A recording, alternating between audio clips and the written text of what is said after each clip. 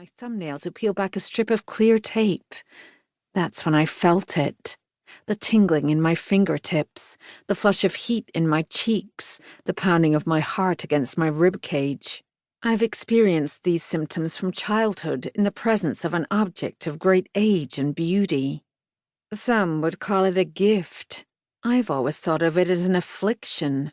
My father, who taught me about antiques, had half-jokingly called me a divvy, an antique whisperer, born with the ability to spot the single treasure hidden among the trash that frequently passes for antiques. He wasn't right, of course.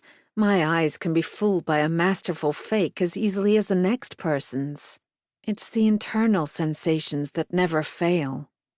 The client watched me, her bony fingers clasping and unclasping in her lap. I peeled back a layer of plastic and took a sudden breath. Even before the wrapping was fully removed, I knew what was inside. The technical term is hun ping, a distinctive type of stoneware jar found in the Han Dynasty tombs of early imperial China. The final layer of wrapping slid away. Each hun ping is unique. Some fairly simple, others wonderfully complex. This example was nothing short of dazzling. The bulbous jar had the earthy grey-green glaze known as celadon, typical of the period. The lower two-thirds of the vessel featured a procession of mould-pressed figures, leaping chimera, riders astride coiling dragon-like creatures, peak-helmeted warriors wielding long pikes, ready to strike.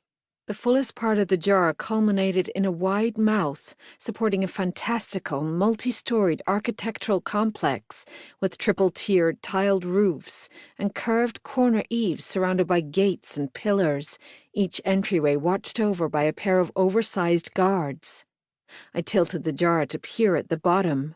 Unglazed, unmarked, typical of the Han period. "Do you know what this is?" I asked. "Some kind of urn?" "It's an ancient Chinese funerary jar from the Han Dynasty. In English we call it a soul jar or spirit jar." "Han?" "They ruled much of China for 4 centuries, roughly 200 BCE to 200 CE. "Is it valuable?"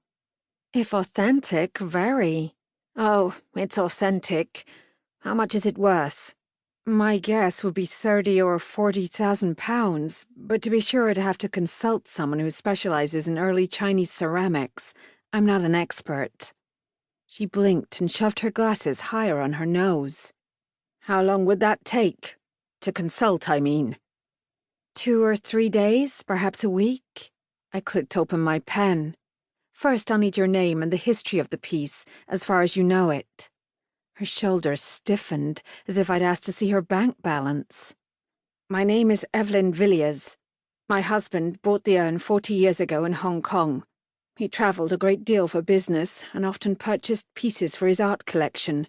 If necessary, I can tell you the name of the shop and exactly what he paid for it. He kept meticulous records." "That would help," I said, tossing my earlier caution to the wind. This woman actually had documentation. "It's a wonderful piece. May I ask why you're selling?" "Not for the money, if that's what you're thinking." Mrs. Villiers snapped open the clasp on her handbag and pulled out a white handkerchief. "My husband died 18 years ago. We had 1 child, a daughter.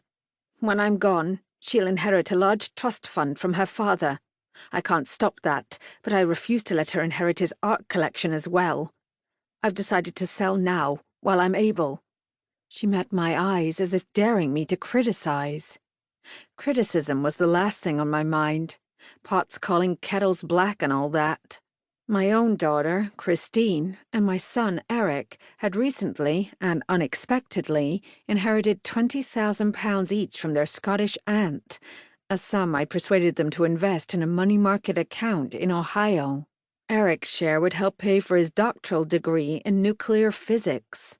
Christine had intended to spend hers, meaning it would have been gone in months, with no more to show for it than a handful of receipts and very possibly a lady's Rolex.